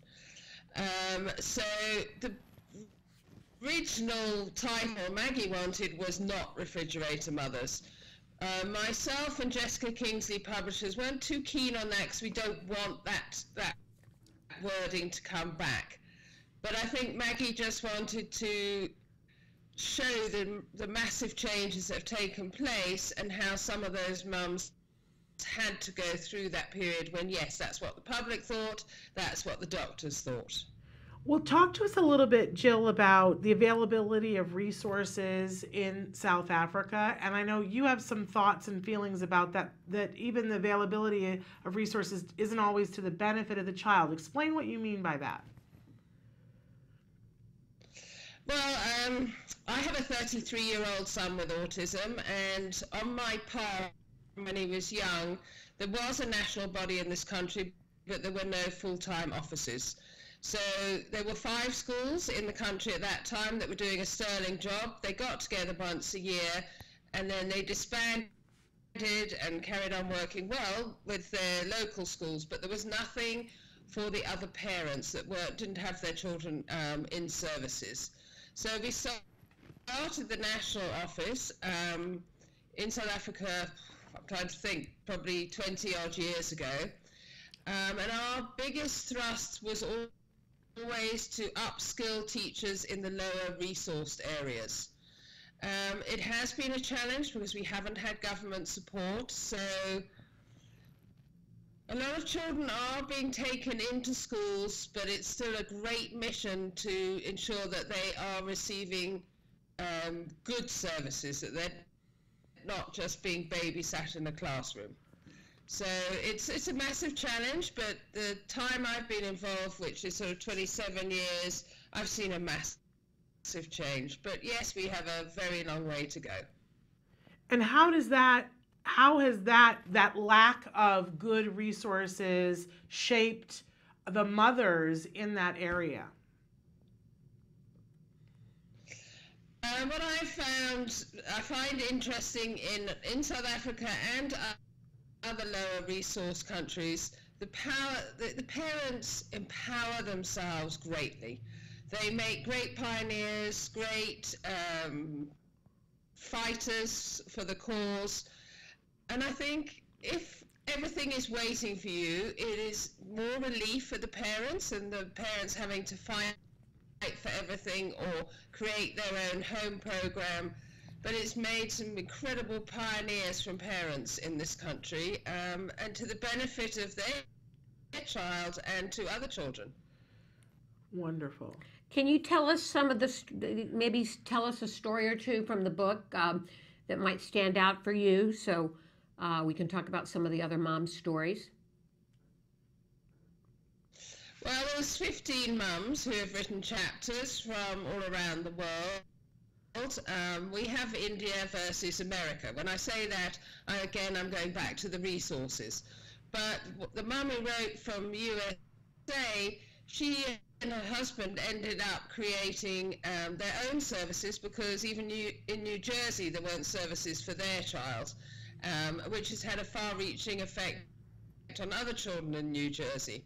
Then you look at African parents in South Africa, the same thing. One has come from a so-called first world country, and one's come from a third world country, including India, but the difference those mothers have made, and therefore the services their child has received, regardless of the environment. That I found very interesting to witness. It is That's one of we thought we would have a story from America that would be all about everything was there waiting. It wasn't. It really wasn't. So it's been very interesting to watch the parallels of people from India and Australia and England, and how actually the paths are very, very similar. Lack of applicable resources and parents making what they believe is right for theirs and other children. And you have referenced in your material to us a conference that you're really excited about that's happening in November. Talk to us about that. The World Autism Organization, similar to the thread of the book, was formed by parents who, exactly the same, have created services within their own country. And it tends to be national services that a group of us have created. And we come together as parents to create the World Autism Organization with the main thrust of trying to encourage those that have to reach out to those who don't have. It's our 5th Congress. It will be taking place in Houston, 12th to 15th of November this year. We had a very successful one in Monterey. And we thought, therefore, let's build on Monterey, Mexico, and work in Houston, where again there are very, very limited resources. So we do try to aim to have congresses to bring good speakers to the local area, introduce them to the local parents, and as happened with us in Cape Town in South Africa, those speakers then carried on reaching out to the local people after the Congress. And that's what we are anticipating, hoping to that would happen in Houston. Very exciting. What are the dates for that? I see that it's in November. 12th to the 15th of November. Okay, amazing. In Houston, Sounds like Texas. an amazing conference. Tell us about your son now today. He's 33 years old. Yeah, Michael, my little boy, 33-year-old young man. He is what the sort of medical profession classify as classic autism. He has autism and he has intellectual impairment. He's never spoken and he doesn't understand the verbal word, but he's gorgeous. He's a challenge, but he's a big red-headed, beautiful boy. And do you have him in a program? Are there programs in South Africa for older young adults with autism and adults with autism? There are a couple of, and that is one of the big deficits in this country, is everyone is focusing on early intervention, which is 100% right. But yes, adult services are not that good. He is in a non-autism specific centre. The main reason that I chose that centre is it's on a large, well not large, but it's a 5-acre farm, and he loves to be outside and he loves freedom and he loves to run. And he's not in one of the community-based centres that I could have sent him to. He loves his space. They've been very good. They've taken on autism-specific training. They've adapted to his needs. He's adapted to being in a non-autism environment, which is also good. And thanks to Michael, they have also taken in other young adults with autism. That's wonderful. That's amazing. Good. What an amazing thing. So the book, Autism Mothers Speaks Out, is available now. How can people get it, Jill? It is available through our publishers, Jessica Kingsley Publishers, and it's also available through Amazon. It is available on Kindle, so it's out there. It's very much out there, and now we've been asked to look at creating Dads Speak Out, which I think will be very exciting. Yeah, it's very exciting. I think the dads have a very... Go ahead. What were you saying about the dads? I think dads, from my experience, men tend to keep their issues to themselves. Us girls will sit and have a good chat and a laugh and a cry. And I think men don't have the same support that women do through the way they live and don't talk enough. So we're hoping that this dad's book, which we're going to start working on, will give dads support if they feel uncertain about sitting and chatting to other dads. I love it. Sounds great. Absolutely love it. Jill, thank you so much for this wonderful project and for being with us. I'm going to ask you to stay on the line with us as we go to break. We're going to go to break, and then in just a few minutes, we're going to be back with Catherine Robertson talking about DC peers. So stick with us.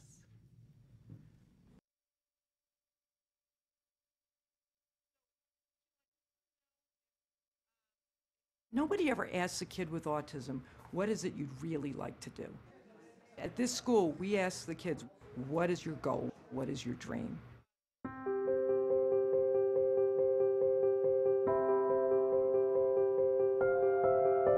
Exceptional Minds is a vocational training program for young adults on the autism spectrum who want to have careers in computer animation and visual effects.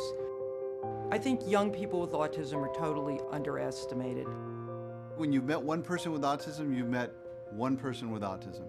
They all have different talents, different skills, and what surprised me is that there really are no limits. That if these guys believe that they can do something, they really can. It's estimated that 90 to 95% of young adults with autism are unemployed or underemployed. A lot of young adults still live at home, a lot of them suffer from depression and are very isolated from the rest of the world, and the opportunities for them are very limited. We want to develop careers for our young adults. Our full-time program runs 3 years, at the end of which we have job placement and job coaching. We have a work readiness program. We also have our own in-house studio so that when our students graduate, they can do on-the-job training and work on real projects. We outsourced about 30-40 shots to the team here. They did fantastic work that we can put into a movie and be proud of it. It's great. I mean, we want to do it again. The studio is their first step into the professional world, the first step in their new careers as digital artists. The whole purpose is to get the students out into the real world. We all have the same dreams. We want significance, dignity, and purpose with our lives.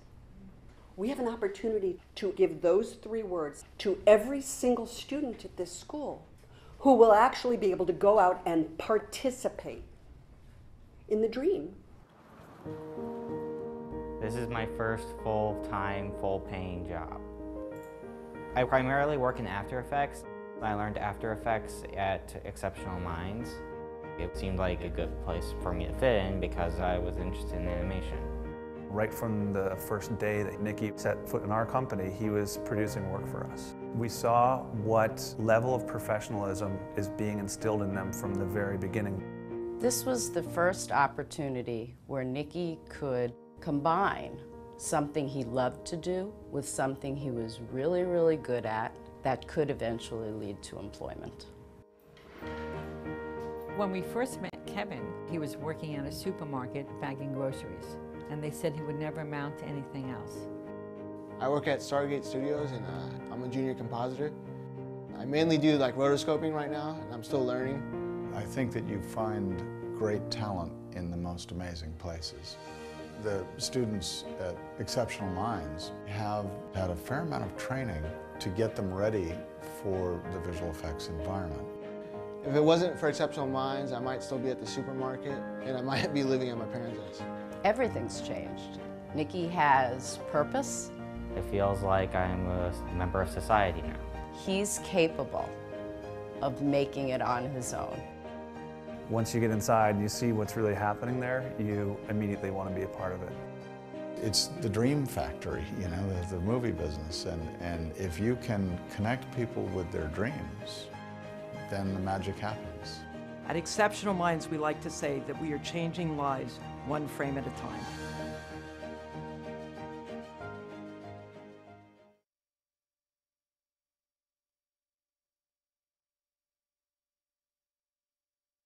A lot of adults don't really believe kids. They'll think, kids are kids, what are they talking about? But when a child stands up for what they believe in, it's so strong and powerful.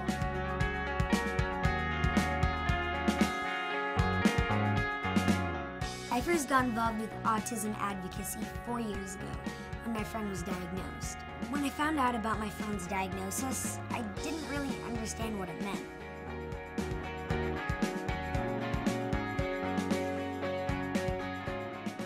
But it didn't matter to me or change our friendship. I didn't look at her any differently. We still had so much fun together. Now I know that she experiences life a little differently than me, and that's okay. Knowing what she goes through has helped me to understand and be more caring towards other people in similar situations. I got involved with ACT Today because I wanted to do whatever I could to help. They provide options like behavioral therapy, medical care, social skills programs, assistance to military families, and much more. Being there for my friend was my #1 priority. I've been volunteering and spreading the word about the cause via my social media platform because raising awareness is a crucial first step. There needs to be more kids and teens involved to make sure that our voices are heard just as loudly as the adults. You may be small like me, but your acts of kindness are not.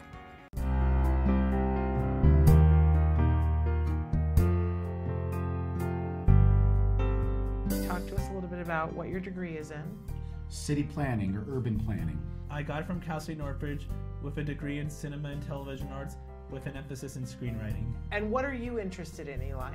A video game internship.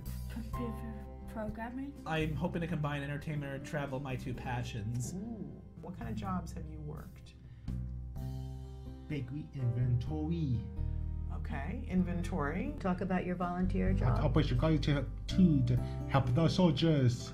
You volunteered to help the soldiers? Yes. I interned in the national parks in the Santa Monica Mountains, which is very urban area. So I worked with the problems of how it's impacting the surrounding community, like the flow of traffic and the flow of people and what they could do to plan in the parking. I've been to China, I've been all around Europe, I've been to Thailand, Japan, Australia. You can create an app? That's impressive.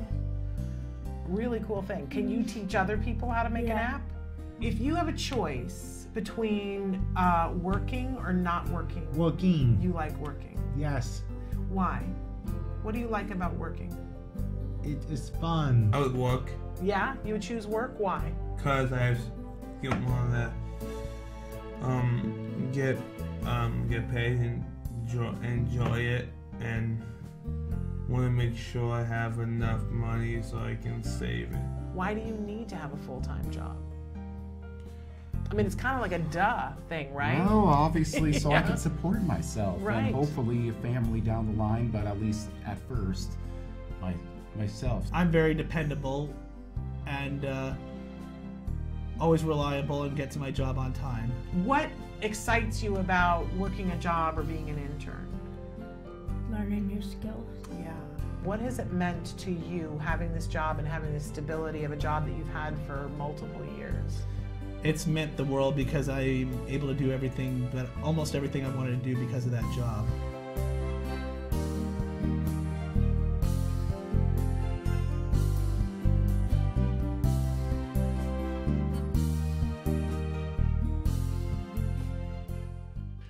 Welcome back. We're working on an issue with Skype on our guest try and get send. Catherine Robertson on with us from DC Peers, but Right. until we get that technical But we have a bunch glitch, of questions there's from some questions people. that came in while you were Now, doing Dr. Doreen. Over the last week, we've had several people write into the show and say, what happened? You know, did YouTube take down all the videos that were the A word? Why are they not available on YouTube anymore? People expressing concern about the family and is everything okay? So I wanted to give everybody a little bit of information about that. We ourselves have taken the videos down of the A word for the time being. This was a request from the family because he is at an age where it's important for him to take this next little bit of time and then for him to make a determination later on how he feels about this. Okay. So, but he is well and thriving, and the family wants you all to know that they're all well and thriving. That's great. And we supported them in this decision and happily, you know, took the videos down ourselves. So I just wanted to, you know, have that disclosure. Yeah, great. And, you know, because it is important and kids get to be at a certain age with their friends. And I think it's a great thing that the family is saying, you know, we want to, and sometime later on, you know, who knows what will happen. Right. But we totally in support of that and of that family and deeply appreciative for everything that they have done. Yeah, let us document his life. And for years have that available for Right. people. And now, you know, it's so important to always, don't you find this, Nancy? I find that sometimes I'm doing something and then my son now has the capability to say to me, I want you to think about whether that's good for me or not. And I'm, you know, that's stunning and fabulous, but we all have to think about that always. Right. What's best for the child, what's Right, best for right. the individual, and right now this is what's best for him. Okay. And so that's what's happening with that.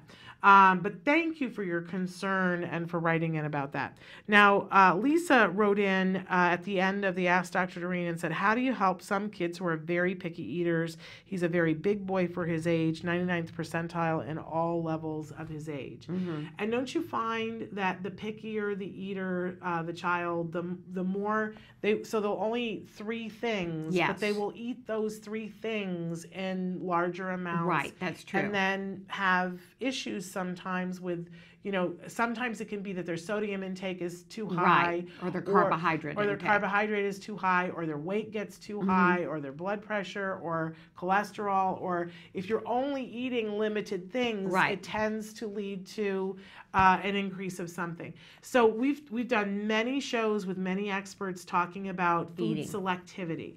And there are many papers about this, but the one thing that across the board that everybody agrees with is that you go slow and that you pair the preferred food with the food that you want them to do. So if, let's say that what he eats are chicken nuggets, right?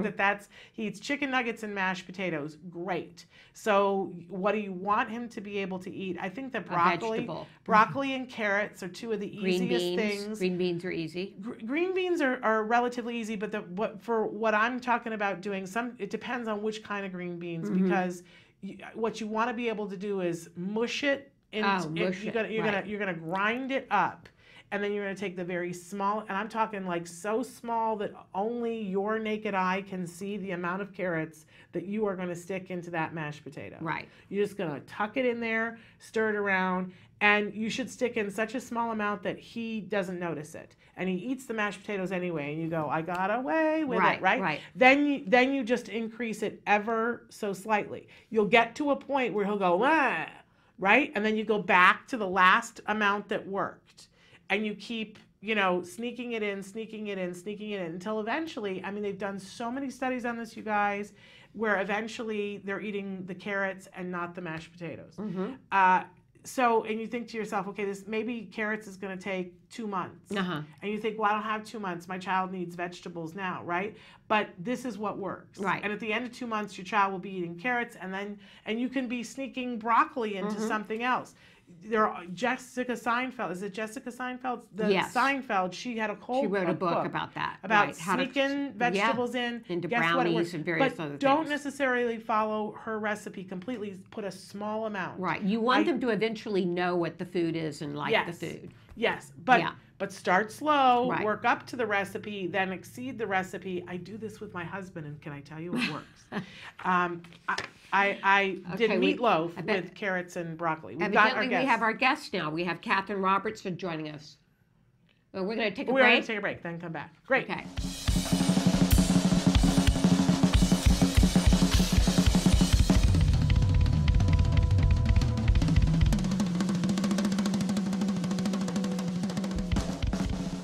This is Logan Shepard. At first glance, he looks like a typical American teenager. He plays in a band, loves hanging out with his friends, he doesn't like doing homework, and he's not really fond of broccoli. But Logan Shepard is not your typical 14-year-old. Logan was diagnosed with autism at the age of 2. He was nonverbal, made no eye contact, and his parents were told to abandon all hope. Instead, his parents began an intensive intervention treatment. At its center was a quality ABA program known as the CARD method. This is Logan Shepard now. All I really want to say is, I'm kind of copying Martin Luther King. I kind of have a dream that one day I can just inspire people and never give up, because that's what I want to do in life, because if I can succeed, they can succeed, and I will succeed.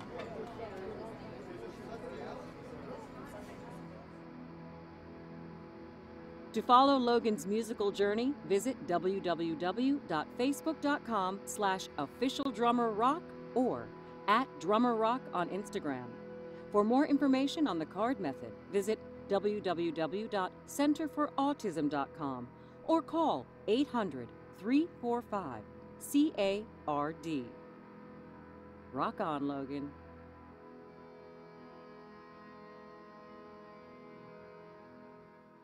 And we are back, and as promised, we have Catherine Robertson with us now, coming to us from Washington, D.C. She is the founder of DC Peers, which is a new nonprofit in Washington, D.C. that is working to raise awareness of autism and neurodiversity and to create social opportunities for young people on the spectrum combined with neurotypical young people. Welcome to the show, Catherine. Thank you so much for having me. And we understand that you've got almost all of your family with you, that they were going to come in and be in the shot. We want to meet your husband and your son. Okay, great. I'll start with my daughter because she's right here being my studio assistant. Oh, good. Your daughter is there. Okay. Sophie helped me recruit all the neurotypical peers at the beginning, and I'm going to miss her a lot because she's going to college in 2 days. Walter, and this is Walter. Walter helped make sure the lessons made sense. Hi, Walter. Hi, Walter. And then your husband.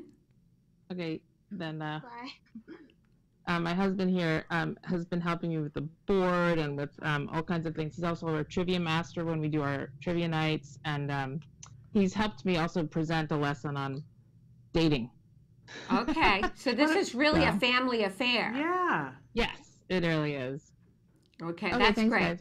And what a good-looking family, too. Oh, thank you. Very charming. Talk to us about close those doors. Talk to us about the mission of DC Peers and what you're trying to do with it.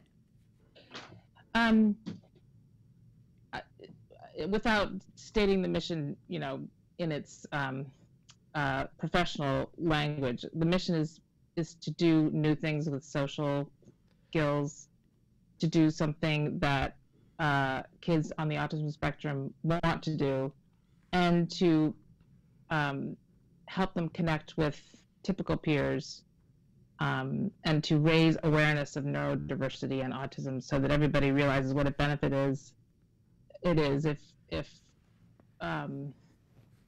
we can connect each other better.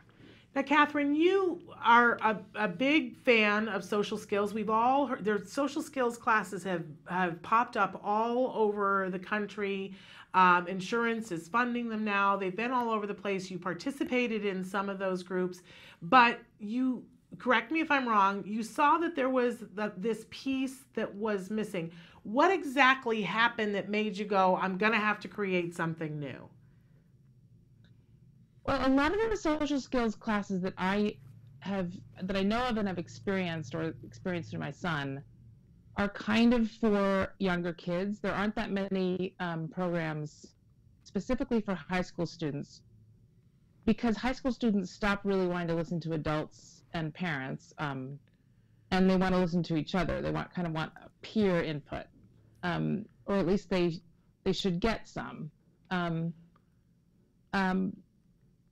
And also because I don't think adults know everything there is to know about high school social life. And I really wanted to bring high school kids into the mix and help me figure out what we needed to put on the table. What are the social dilemmas for all high school students?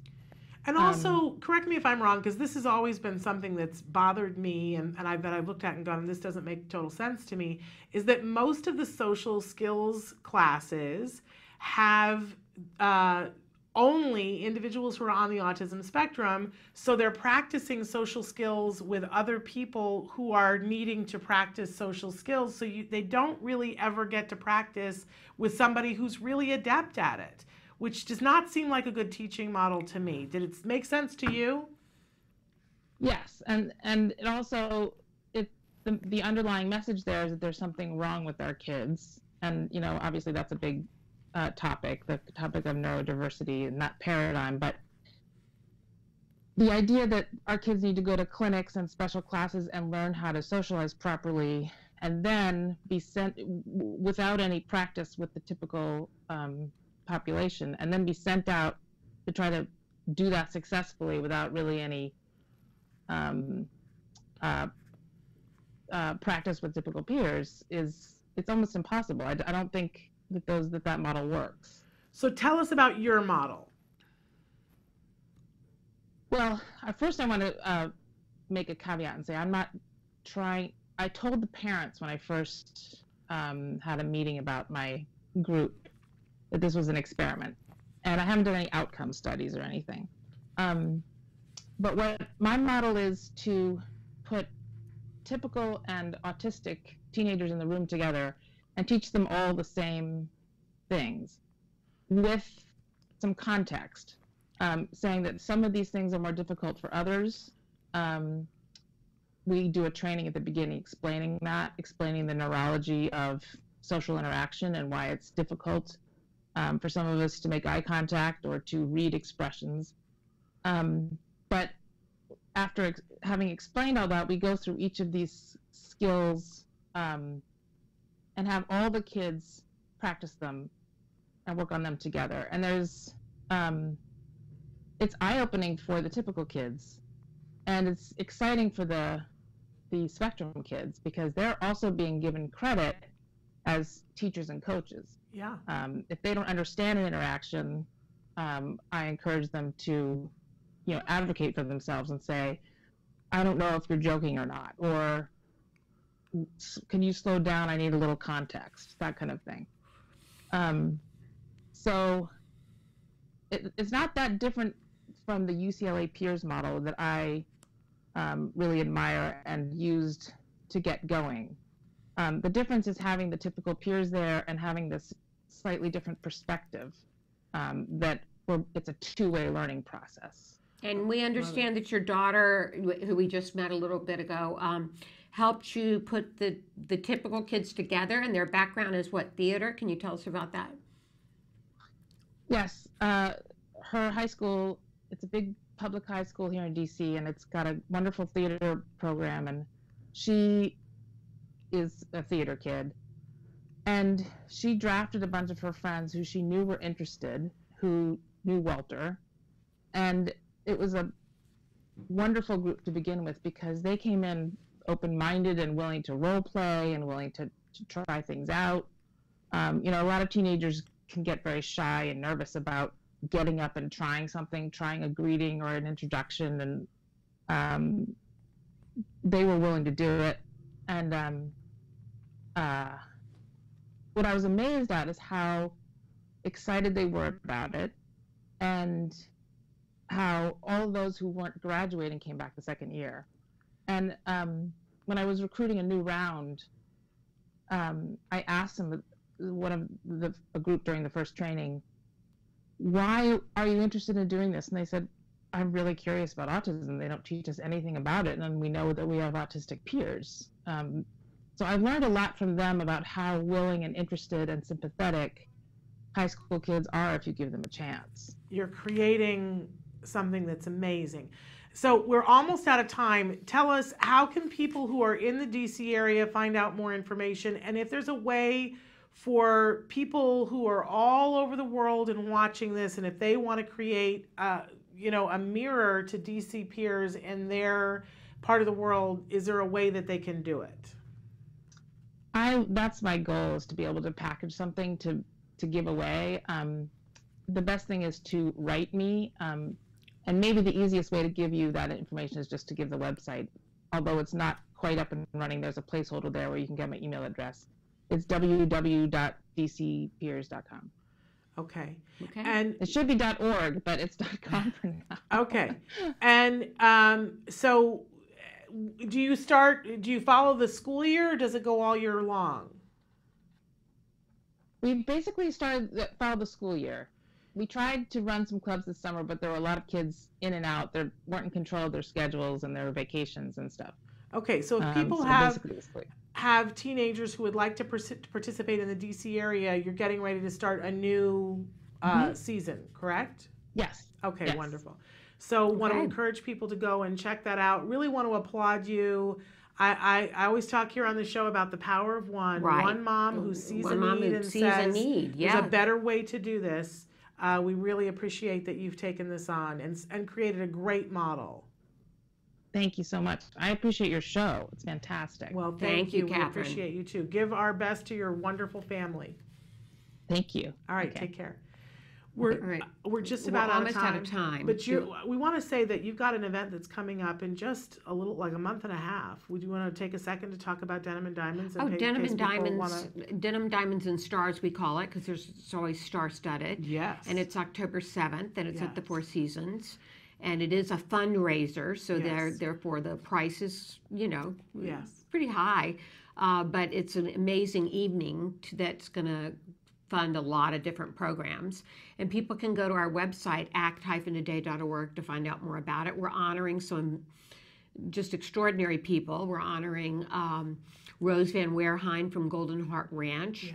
Joanne Laura, who's been on this show many Who I times, adore, and Richard Schiff, the actor from West Wing. Yes. Not West Wing, but yes, Well, West Wing. and The Good now Doctor. The Good Doctor Yes. more recently, yes. And for those of you, I know a lot of times you guys write me on Facebook and you're like, Shannon, I want to come to the events that you guys get to go to. And for a long time, there was this thought around here about, well, some of these things are expensive. We're not going to promote them because it'll make people feel bad. I'm not going to do that anymore. I'm going to put it out there and say to people, you know, here are some of these events, and then you can take a look at what the price point is and you can decide which one that you want to go to. But if you're a particular Good Doctor fan, this is the event to go to this year because, you know, obviously Richard Schiff will be there. There's the potential for more people. Right. A lot of you love Kobe Bird. Kobe Bird is going to be there. Perform. He's going to be performing.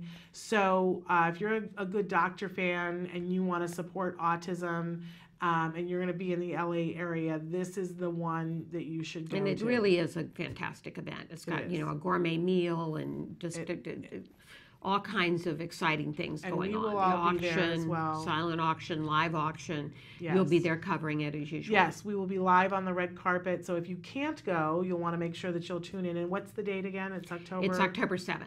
October 7th. All right. So a fabulous, fabulous thing. We're totally out of time. Not doing a live show tomorrow. I apologize. We are going to get back to the Wednesday, Thursday schedule, but not this week. Next week. But we'll see you next week. We do have Dr. Grant Pichet again, and you'll be here with us. And We've I'll got a be big here. show lined up. Right. Until then, give your kiddos a hug from me. And yourselves a hug from me. Bye-bye. Bye-bye for now.